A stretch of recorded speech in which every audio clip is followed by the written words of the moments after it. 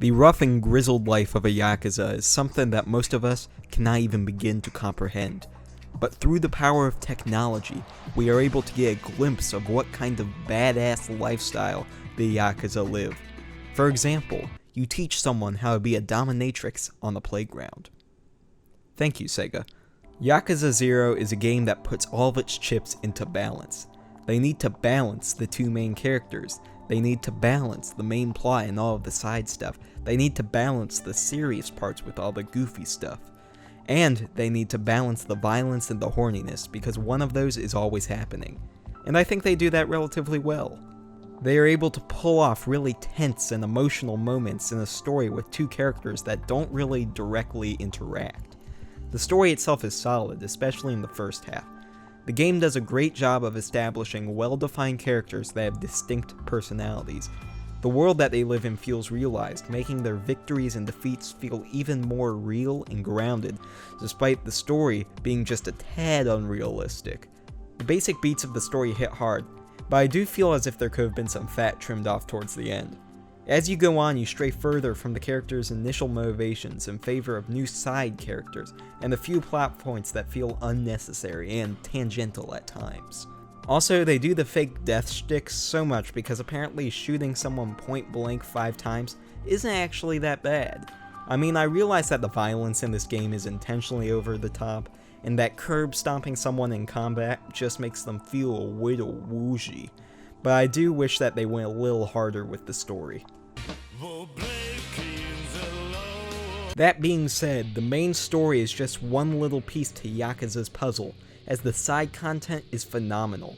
Half of us are here because of Baka Mitai, but I can't stress enough the quality of everything else. The game desensitizes you to its non-stop weirdness, such that you do not even question when you protect Miracle Johnson from a horde of zombies, or when you become extremely invested in a radio show in the hopes that they will read out your postcard that you sent. The game has this goofiness to it that it persists with, and I am honestly under the impression that the entire game is just salad dressing to the chonker of a salad that is the Cabaret Club minigame. Also, remember how I said this game puts all of its chips into balance? Well, I kinda lied there, for as a reserve fund in Spectacle, you don't just sing karaoke, no, you get transported into the rock and roll dimension. When you are about to fight a boss, you don't just fight the boss. What are you, stupid? You need to dramatically whip off your shirt first, dummy. Come on, man, that's fighting 101. This penchant for over-the-top dramatics bleeds into the combat as well. Moves that use your heat gauge are so over-the-top that it's awesome, and Majima has a fighting style that's literally just breakdancing. I do wish there's a bit more depth to the combat though. Kiryu's 3 styles, while different, are similar enough that they essentially become interchangeable.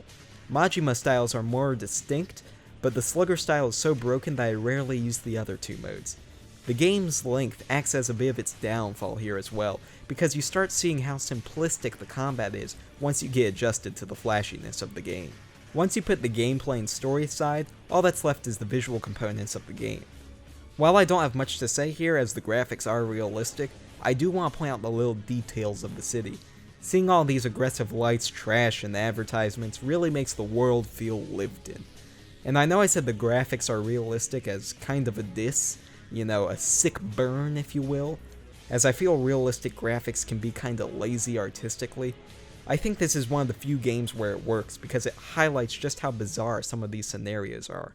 Honestly, I can recommend this game to nearly everyone. Why is that? This review seems somewhat mixed. Despite all the nitpicks I have, the game still exudes such a thick personality that I have not often seen in other games, or even other media in general. I can point to all of its wacky shenanigans and say confidently that what you see here is a certified Yakuza moment. The combat and story are good enough for me to overlook their flaws and focus on what the game gets right, which is a whole lot. So if you're in for a game that balances wackiness and seriousness in a really cool way, then I think Yakuza 0 is a solid bet for enjoyment.